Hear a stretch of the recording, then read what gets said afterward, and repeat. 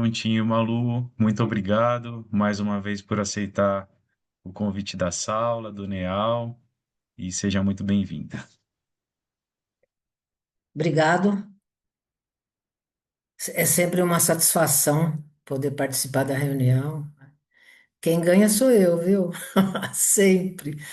Vamos compartilhar, que é um assunto,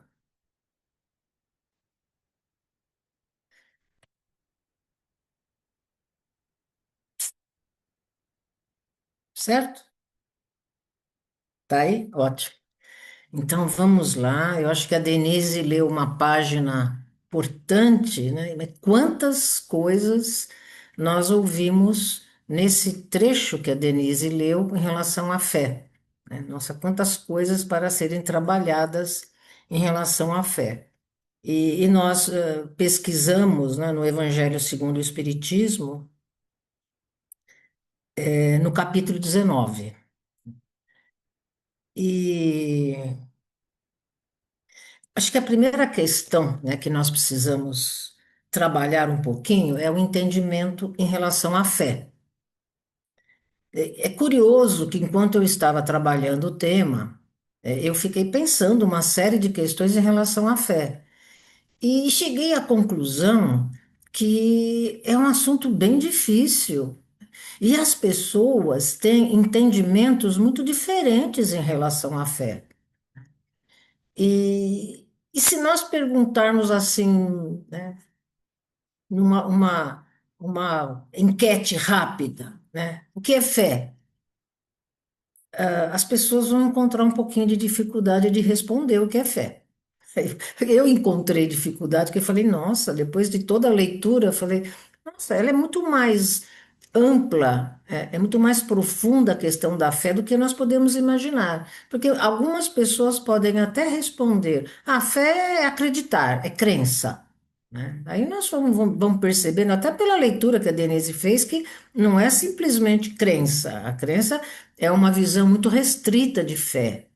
A fé é alguma coisa muito mais ampla do que nós possamos imaginar. Então, o que nós, né, buscamos fazer, procuramos fazer, é ampliar um pouquinho a questão da fé, utilizando as informações que Allan Kardec trouxe nesse capítulo do Evangelho segundo o Espiritismo. Então, e sempre que nós falamos assim, eu tenho fé, né, que isto vai acontecer. Aí nós podemos fazer uma pergunta para a pessoa, mas em que bases você tem fé de que isso irá acontecer? Quais são as bases, né, de você fazer esse tipo de afirmação? E é aí que nós somos pegos de surpresa, porque às vezes nós não sabemos responder quais são as bases que sustentam a nossa fé, né? Então, essa é uma primeira questão em relação à fé. A outra, que as pessoas, a tendência de muitas pessoas, eu digo nós, né? Não vou nem falar que são outras pessoas, mas nós, né? É associarmos a fé com a questão religiosa, com a teologia. E não necessariamente, é uma parte. Outra questão, as pessoas associarem a fé com, é uma crença, é acreditar em alguma coisa. Nós iremos encontrar também o que é fé. É um sentimento, é uma virtude. Então, olha quantas questões nós temos que abordam a fé. Agora, tem outras questões também que muitas vezes a pessoa fala assim: bom, você tem fé? Eu tenho fé, mas por que que você tem fé? Assim, olha, eu tenho fé, eu não sei, não se discute, né? Fé não se discute, tem, sente-se, né? Aí não é bem assim, as coisas não são assim tão simples, até porque Kardec, ele já colocou a questão da fé em pauta no capítulo 19, né, do Evangelho segundo o Espiritismo. Então, quando ele colocou essa questão, ele já trouxe assim: olha, a discussão está aberta em relação à fé. É necessário discutir para entender a questão da fé. E também nós vamos buscando entendimento em relação a qual é a fé que transporta montanhas, né? Tem alguma fé que não transporta montanhas? Né? São algumas questões para nós irmos pensando, porque nós vamos discutindo isso, trazendo essas informações, mas é claro que esperando que todos possam ir pensando junto, porque nós estamos refletindo junto. E nós, não só refletindo, mas nós estamos também procurando examinar, olhar para a nossa fé e quais são as bases que sustentam a nossa fé. É esse o objetivo também que Allan Kardec nos traz no capítulo do Evangelho segundo o Espiritismo. Então, coisas para nós irmos analisando. Então, vamos pensar junto, vamos refletir junto. Segundo a doutrina espírita, né, as concepções em relação à fé, elas têm várias facetas, né? Nós não podemos dizer simplesmente fé é crença, fé é sentimento, fé é só isso, é restrito, né? Então ele vai abrindo todas as facetas que nos explicam o que é a fé. Então, primeira questão que nós vamos ver, a fé como poder. Só um lembretezinho. Jesus sempre dizia, quando alguém era curado, né, e a pessoa dizia, Jesus me curou. E Jesus disse, não, a tua fé que te curou. Jesus sempre fazia essas passagens quando aconteciam as curas, né? Nós temos a fé cega e a fé raciocinada. Nós temos a fé humana e a fé divina. Nós temos isso, está na leitura que a Denise fez, né? A fé geradora da esperança e da caridade, né? Ali nessa leitura que a Denise fez, né? Nós até vamos dizer, a fé mãe da esperança e da caridade. E nós temos também a fé como responsável por todas as outras virtudes. Então, só com essas facetas em relação à fé, nós já estamos percebendo que o assunto é mais complexo do que nós podemos imaginar, e o objetivo também, né, desse trabalho é nós, juntamente com o que Kardec nos traz sobre a fé, é nós revermos a nossa posição em relação à fé. Esse é o objetivo. Até porque é o objetivo da doutrina espírita, né? Que nós possamos rever as nossas concepções, né? Que isso que é fundamental. Então vamos começar, né, com a fé cega e a fé raciocinada. Todo o nosso trabalho é baseado no que Allan Kardec nos trouxe. Então, quando nós falamos fé cega e fé raciocinada, o que Kardec vai trazendo para nós? Ele vai nos trazendo o seguinte, para que nós possamos examinar em que base se sustenta a nossa fé. Fé cega, ela é sustentada por algum um tipo de base, premissas. A fé raciocinada por outras premissas, outras bases, né? Então, a fé cega, nós já sabemos que o que sustenta a fé cega é o dogmatismo, né? Não se discute, não se questiona, né? Aceita-se sem nenhum tipo de discussão, sem nenhum tipo de reflexão. É que assim, ó, as coisas são assim e pronto, e nós simplesmente aceitamos, não refletimos. Isso é dogma. O dogma fala assim, ó, é assim que é, está na escritura e pronto, e aceita-se. É assim que Deus determinou e aceita-se, não se discute. Então, essa fé dogmática, ela dominou durante muito tempo as civilizações e ainda hoje nós ainda temos alguns resquícios da fé cega, que é aquela que fala assim, ó, está escrito nos livros sagrados e não se discute, né? E essa fé é uma fé complexa, porque você pensa assim, então você tem que acreditar e pronto, né? Sem nenhum tipo de reflexão e nenhum tipo de contestação, né? Ou aceita ou não aceita. E é essa fé cega que faz com que as pessoas possam aceitar o falso como verdadeiro, né? Nós já tivemos isso muitos séculos e séculos, né? Em que um determinado conceito foi tido como verdadeiro e ao longo do tempo a ciência mostrou que era falso. Então, a ciência foi a responsável por mostrar, né, que esses dogmas eles não tinham nenhuma base de sustentação, uma base científica, uma base que, né, provasse, né, que aquilo era verdadeiro. Ao contrário, a ciência acabou provando que era falso. Muitos dogmas eram falsos mesmo, pela prova da ciência. Então, e o que mais que nós vamos ter? Nós vamos ter assim, então toda a expectativa da fé cega é externa.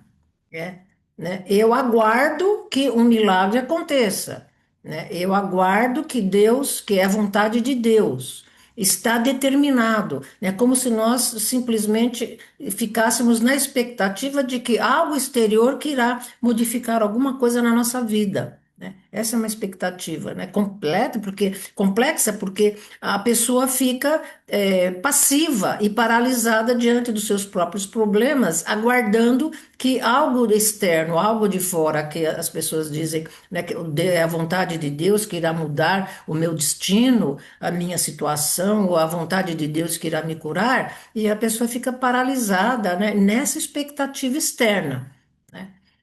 E então, essa fé cega, ela não transporta montanhas, porque o que que significa transportar montanhas? Significa superar as dificuldades.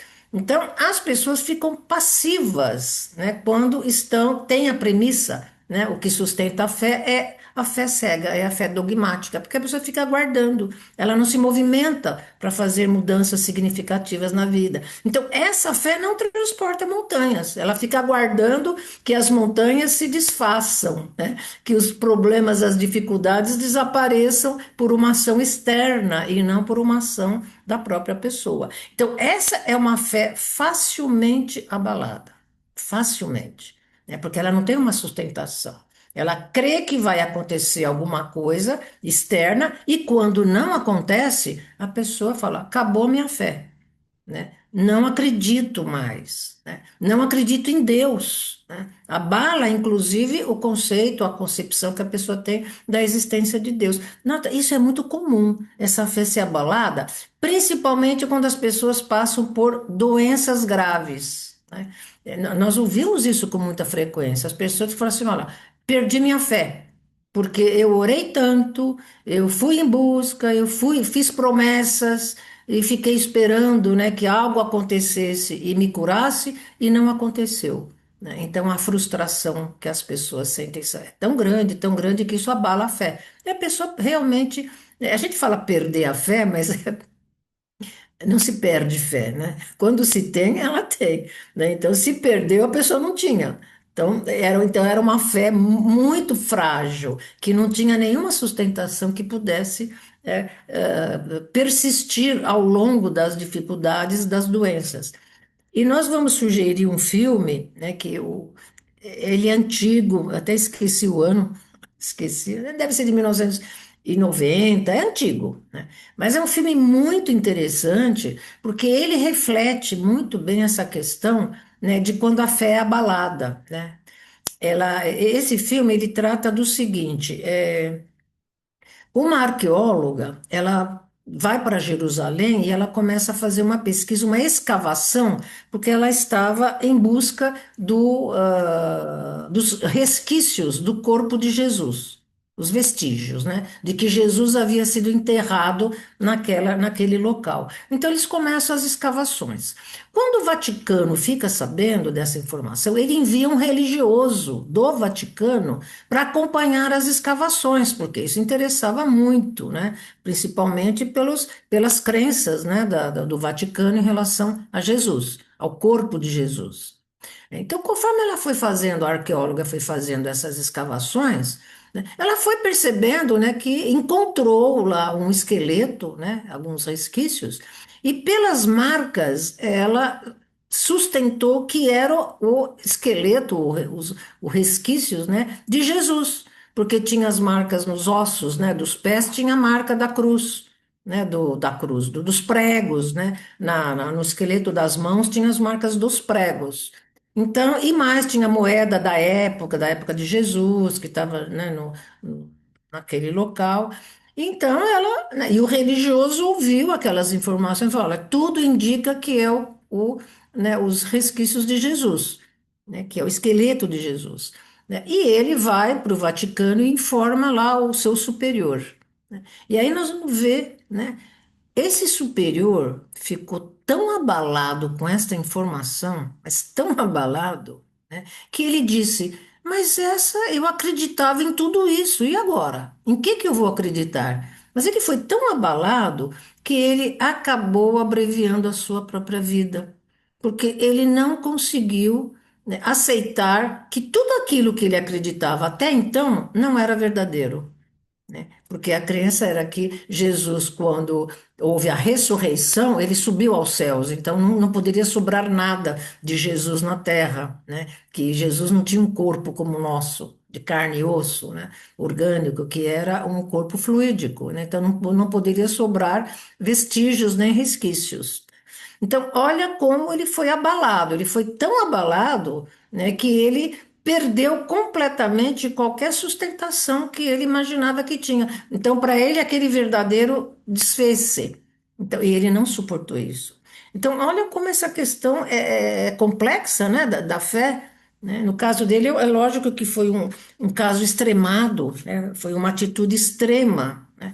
Mas o abalo que fez foi muito significativo, né? E se nós pensarmos um pouquinho, às vezes nós somos abalados, né, na nossa fé por conta mais de problemas muito sérios que às vezes nós passamos, por dificuldades, mas principalmente por doenças, né, que afetam muito as pessoas. E é um momento onde aí nós vamos falar, é o momento em que a fé da pessoa é testada de fato, né? Só que nós precisamos ver que fé, né? Que fé é essa, né? E a fé raciocinada? Então, a fé raciocinada, as premissas, né, as bases, têm a ver com raciocínio, com a lógica e com a inteligência. Mas não é só isso. Uma base importante da fé raciocinada é a compreensão e entendimento. Porque se nós não conseguimos ter uma compreensão e entendimento do processo de viver, né, da nossa origem, da lei divina, da providência divina, se nós não tivermos uma compreensão e entendimento, né, desses mecanismos da vida, nós não vamos conseguir entender quando nós passamos por situações muito difíceis, né? Aí a nossa fé pode abalar, se nós não tivermos uma compreensão e um entendimento. Então, é fundamental a compreensão, o entendimento, aliado ao raciocínio, à lógica e à inteligência, né? Então, a fé raciocinada, ela busca a verdade, né? Por isso que a doutrina espírita está aliada à ciência. É por isso que a fé raciocinada está aliada à ciência, porque é a busca da verdade. Não aceita um fato sem uma análise, sem uma reflexão, porque é necessária essa análise, essa reflexão para poder entender, até entender a vida, até entender nós como seres, né, espirituais. Nós precisamos desse tipo de entendimento, né? E o que que é importante na fé raciocinada? Não é só raciocínio, só lógica, inteligência, compreensão, entendimento, é um conjunto, né, de convicções que vão fazer com que, ao nós falarmos confio em Deus, nós sabemos por que estamos confiando em Deus. Não é simplesmente, acredito e confio. Não. É saber por que confia em Deus, por que acredita em Deus, né? Aí tem a compreensão e o entendimento, né? Então não se restringe a uma crença, né? E está muito ligada à consciência e à confiança. É um conjunto, né? Estão todos associados, né? A consciência é fundamental nessa questão da fé raciocinada. Por isso que não aceita nenhum fato se não houver uma análise, uma reflexão, uma premissa verdadeira, uma base verdadeira. E a fé, ela é uma poderosa alavanca. A fé raciocinada, ela não fica na expectativa do externo. É ao contrário. Ela é íntima, ela é interna, né? Ela é uma poderosa alavanca, porque é pela fé que nós nos movimentamos para a ação, para agir, e não ficar na expectativa de que de fora acontecerá alguma coisa que mudará a nossa vida, que nos trará alívio. Não, né? É claro que tem todo o auxílio, né? Mas nós precisamos fazer esse movimento, essa ação para transportar as montanhas, para resolver as dificuldades, superar as doenças, as dificuldades, né? As imperfeições, né? Então, é pela fé que nós transformamos o latente em realização, em realidade. E é a fé raciocinada que vai mostrando para nós aos poucos, né, que o que acontece na nossa vida tem a ver com as nossas escolhas. Aí já começa a mudar muito a nossa visão de vida, de mundo. Quando nós falamos assim, mas não é uma determinação divina eu estar doente, né? Estarmos doentes, todos nós adoecemos, todos nós temos dificuldades, todos nós passamos por situações difíceis, todos nós. Aí, como que nós podemos entender isso? Faz parte da caminhada rumo à evolução. É. Essas dificuldades têm a ver com as nossas imperfeições, essas dificuldades têm a ver com a nossa imaturidade, com a nossa falta de experiência, com os nossos equívocos, com todos nós, né? Conforme nós vamos superando essas imperfeições, esses equívocos, essa imaturidade, essa inexperiência, né, nós vamos, né, aí sim, transportando as montanhas, né? Nós vamos transformando essas dificuldades em outras questões, né? Então, aí é importante. Então, não é Deus que determina o nosso sofrimento, não é alguma coisa externa, né, que vai nos fazer sofrer, que está nos punindo, né? São escolhas. Nossa, e é a compreensão e o entendimento, né, do papel dessas escolhas no processo reencarnatório, que é o que a explicação que a doutrina espírita nos traz, é fundamental. É fundamental para o quê? Sustentar essa fé raciocinada. Fundamental. Agora, é claro que não é fácil, não é uma coisinha simples assim, né? É um trabalho, né? Fé, nós vamos fazendo, é uma construção, né? Da mesma maneira como nós nos construímos como seres divinos, nós temos todo o potencial, nós precisamos fazer a construção, que é o desenvolvimento, o aperfeiçoamento, o desabrochar desses potenciais, a fé está dentro dessas questões, desses potenciais. Então, fé cega, fé raciocinada. As bases são completamente diferentes. Agora, a fé humana e a fé divina. Então, é comum, às vezes, as pessoas associarem que fé só é religiosa, né? Que a fé só tem a ver com religião. Não, não tem, né? É um pedacinho ali. Por isso que tem a questão da fé humana que o Allan Kardec trabalha, e é importante essa questão da fé humana, né? Fé humana e fé divina não estão separadas, né? Não se excluem, ao contrário, elas estão associadas. Então, a fé humana, ela implica na consciência que nós temos das faculdades imensas, né, que nós temos depositadas no nosso íntimo, né, em estado latente e que é necessário uma ação da vontade para que nós consigamos fazer com que essas faculdades latentes desabrochem e se transformem em ação, né? Que possam ser, agir no mundo. Então, isso aí já. Aí nós vamos lembrar da questão do poder da fé, quando Jesus falou: a tua fé te curou. É o poder que nós temos, o poder que a fé tem de cura a nós próprios, mas tem o poder de cura de curar o outro também. É a fé. E Jesus também, às vezes, questionava muito os discípulos, né? Porque a população ia atrás dos discípulos de Jesus e de Jesus pedindo cura, né?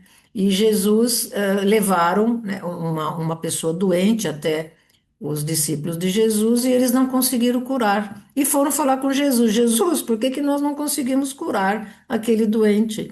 E Jesus falou: vocês são incrédulos, né? Se vocês tivessem a fé do tamanho, né, a semente de uma mostarda, vocês fariam prodígios. Vocês fariam o que eu faço e até mais. Olha o que que Jesus falou. Então aqui é a fé humana, né? É quando nós temos consciência de que nós temos uma herança divina. Essa herança divina é todas as potencialidades. E potencialidades não é só inteligência, razão, raciocínio, percepção, né? É também todas as virtudes. Até virtudes que nós nem imaginamos, que nós ainda não conseguimos desenvolver, fazer desabrochar. Nós temos algumas que nós já conseguimos fazer desabrochar, mas né, muitas nós ainda nem chegamos próximo, né? Então, a fé humana é aquela que coloca os nossos potenciais a serviço do nosso desenvolvimento, da nossa transformação, né? Aí a esperança de poder mudar as coisas e coloca a serviço do próximo esses potenciais. Aí é a caridade. Por isso a associação da fé com a esperança e com a caridade, né? Então é a fé que movimenta esses potenciais para transformar o mundo, para transformar a nós para agir no mundo e para, né, trazer as grandes transformações que são necessárias. Então, movimenta todos os potenciais latentes e coloca em ação. Então, a fé humana, ela é realizadora e transformadora, ela não é passiva, né? Ela não fica na expectativa, né? É ela a grande transformadora. E ela impulsiona, né, a nós agirmos a serviço do bem, da busca da melhora de si e do mundo. Por isso que aqui, né, quando fala que é a fé que é a transformadora, é por isso que o Allan Kardec fala a fé mãe de todas as virtudes. Porque quando nós temos a consciência de que fomos dotados, né? Porque Deus nos dotou de todas as virtudes e de todos os potenciais, de todo o conhecimento, né, do universo, todo o conhecimento possível e alguns que nós nem sabemos, né? Nós conseguimos o quê? Fazer todas as transformações necessárias. Então, essa é a fé. Essa é a fé que consegue fazer esse tipo de transformação. Então, se nós temos a consciência disso, nós começamos a agir. Aí nós começamos a nos perceber como seres divinos mesmo. Então, olha só como essas coisas são importantes. Aí a pessoa fala assim: ah, eu tenho fé que eu vou conseguir. Não é isso, às vezes. Aí eu tenho fé que eu vou dar certo nesse trabalho, né? Então, isso quer dizer o quê? Né? É uma consciência de que você tem capacidade de. Então, olha, é a consciência de que nós somos capazes de mudar qualquer coisa, criar qualquer coisa, transformar qualquer situação. Que nós temos essa possibilidade, essa capacidade. Então, olha como é diferente essa questão da fé humana. E a fé divina, né? Está associada com a fé humana, né? Porque se nós temos a convicção, a consciência de que somos capazes, somos dotados, né, de todos esses potenciais que, graças à criação divina, né, a fé divina é a confiança, a certeza absoluta na providência divina. E é mais do que isso, é a certeza absoluta de que Deus está presente em toda a nossa caminhada, em toda a nossa trajetória de espíritos, desde o estado primitivo até a perfeição. É nós termos ciência, né, de que Ele está presente, mesmo que nós não estamos vendo. Mas a fé é isso, é você ter a certeza absoluta daquilo que você não vê, mas que você sabe, que você percebe, que você sente essa presença divina, né? É difícil isso, é difícil. Porque fala, como é que nós podemos saber sentir, né, a presença divina? Como? Sabe, aí é a questão de nós podermos entender um pouquinho aquilo que acontece com todos nós. Por que que nós adoecemos? Por que que algumas pessoas não conseguem a cura? Outras pessoas conseguem a cura? Por que que algumas pessoas ficam, às vezes, até algumas encarnações, né, com alguns problemas, com algumas dificuldades, e outras pessoas, né, essas coisas vão sendo, né, superadas, né? Não vou falar eliminadas, mas superadas, né? Porque é quando nós começamos a entender os mecanismos divinos e o processo de viver. E a doutrina espírita ela é esclarecedora quando traz para nós como é que funciona, né? Como é que é essa questão, né? Então, e aí nós vamos percebendo que a vontade de Deus não é nos fazer sofrer, não é nos provar, né? Provar a nossa fé, né? Não é punir, ao contrário, né? A vontade de Deus é que nós possamos crescer e ao tempo todo da nossa trajetória, ele ameniza as nossas escolhas, porque nesse crescimento nosso nós vamos fazendo escolhas. Nós vamos tendo experiências e vivências graças às nossas próprias escolhas para que nós possamos nos desenvolver. E quando nós fazemos escolhas que complicam muito a nossa vida, né, que trazem consequências que nos faz adoecer, né, Deus está agindo, Deus está presente através da ação dos benfeitores espirituais para amenizar a nossa dor, o nosso sofrimento, né? Então, é essa a presença divina, né? Ele não está alheio ao que está acontecendo conosco, ele sabe, ele conhece. Ele não interfere porque ele não vai interferir na própria lei que ele criou, mas ele vai dando sustentação, vai criando recursos para que nós consigamos superar todos esses sofrimentos que somos nós próprios que criamos, né, que sentimos.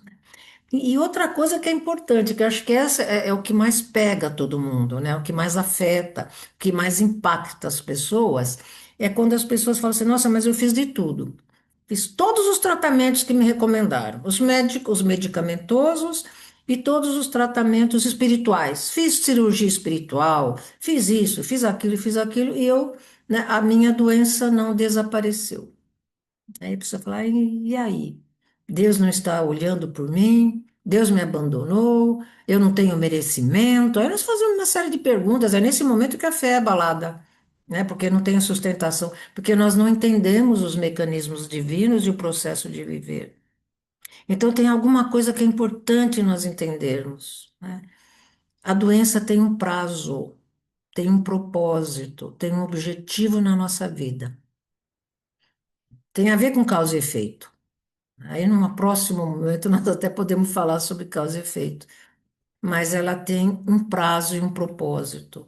Enquanto o objetivo, o propósito de reeducação, de aprendizado, de equilíbrio, né, de curar o espírito, né, não for atingido, a doença persiste. Ela persiste. Por quê? Porque ainda não atingiu o objetivo que precisa atingir. Então, doença tem prazo de validade, sofrimento tem prazo de validade.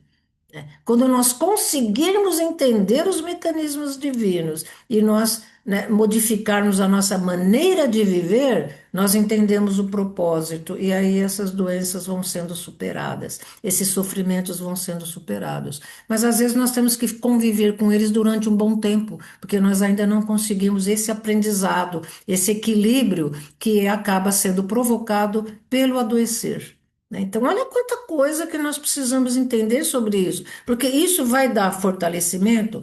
Vai. Pode nos ajudar a passar por situações muito difíceis de uma forma mais amena? Pode.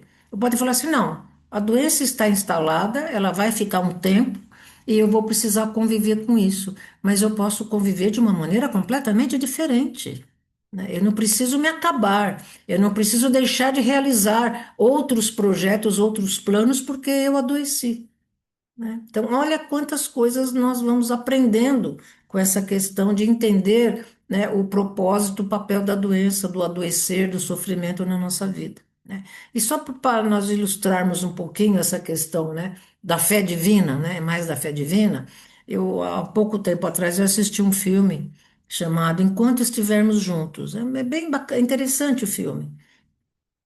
E nesse filme, né, são dois jovens, adolescentes, e que acabam se apaixonando e vão. E a menina começa a ficar um pouquinho assim, evitando qualquer contato com o rapaz, porque chega um momento que ela chega e fala para ele: Olha, eu estou com os meus dias contados, eu tenho uma doença, né, e eu estou condenada, né, vamos dizer assim, estou condenada, então eu não tenho muito tempo de vida.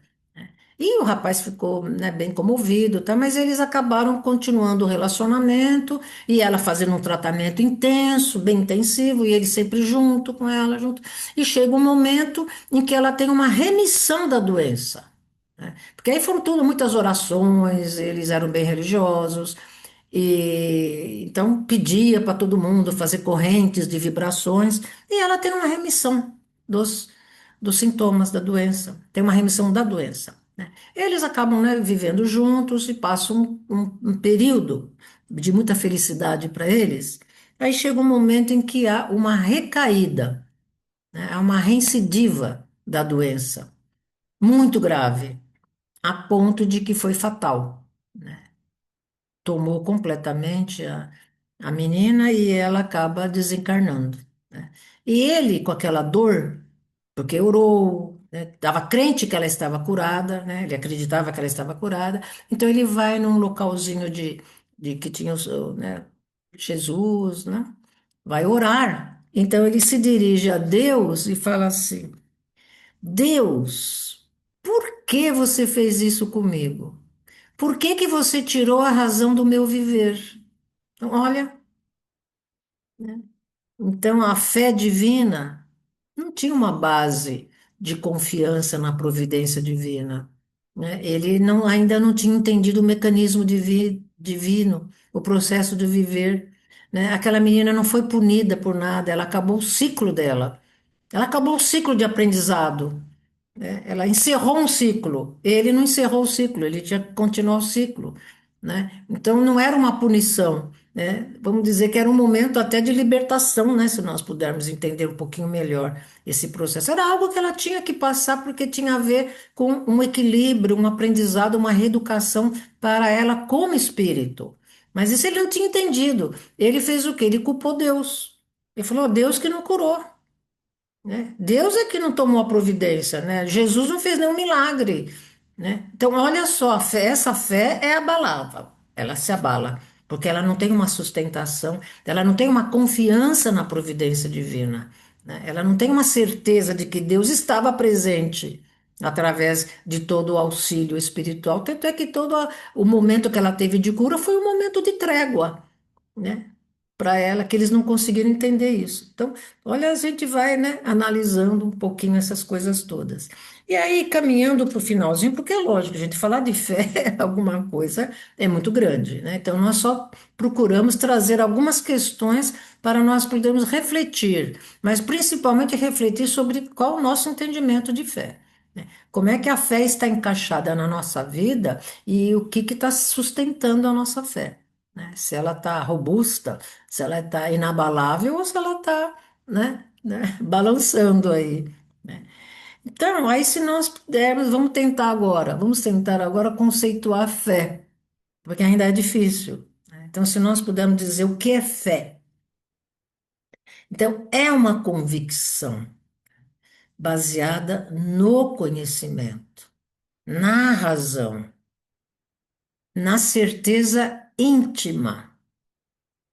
E esse conhecimento, essa convicção, essa razão, essa certeza é fruto, é resultado da compreensão da lei divina e da confiança em Deus.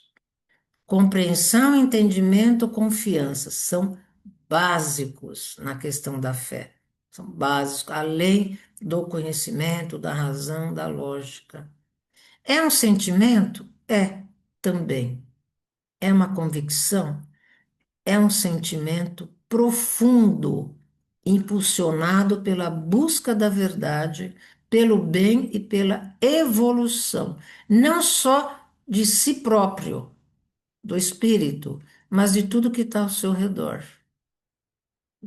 É naquele momento é aquele momento onde nós entendemos que nós somos criaturas divinas a serviço de Deus para fazer o mundo melhor. É a nossa ação. Deus destinou esse papel para nós, né? O nosso destino é cuidar do mundo, do universo que Deus criou, é o nosso destino, né? Então, aí a fé que vai nos dar esta convicção.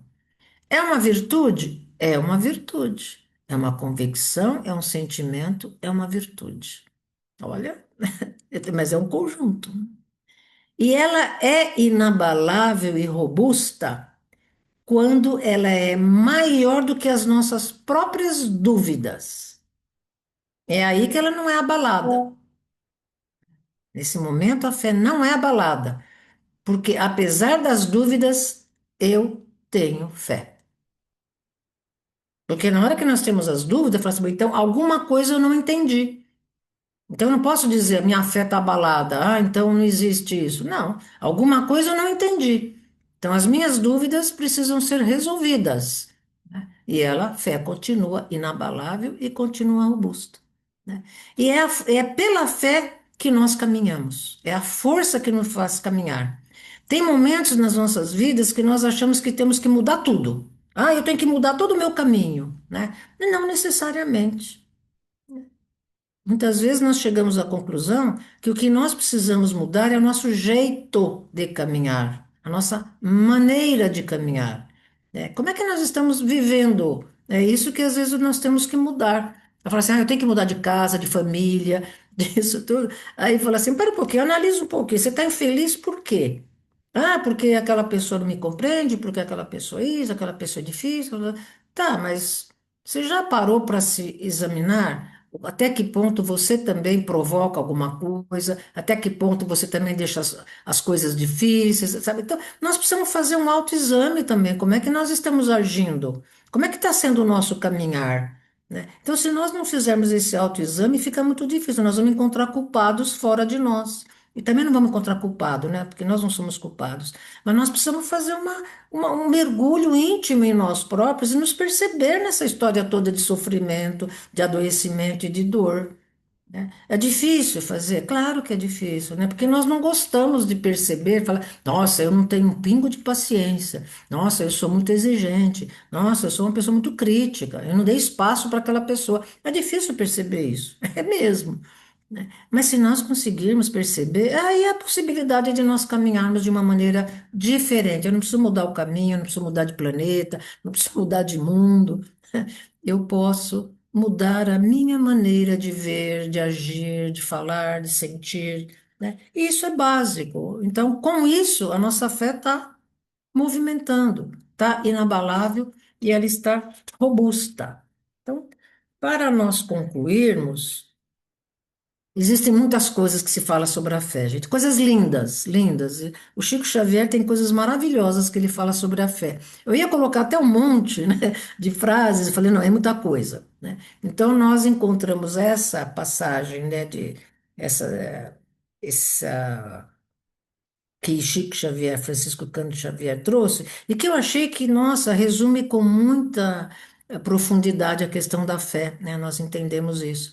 Então, o Francisco Cândido Xavier diz o seguinte: a fé que sustenta não é aquela que afasta os problemas, mas aquela que nos faz enfrentá-los com coragem e confiança em Deus.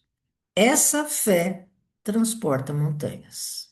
Esta fé é inabalável e robusta, porque ela entende os problemas, ela entende as dificuldades e enfrenta, mas confiando em Deus, tendo a certeza que Deus está presente na nossa vida, em toda a nossa caminhada.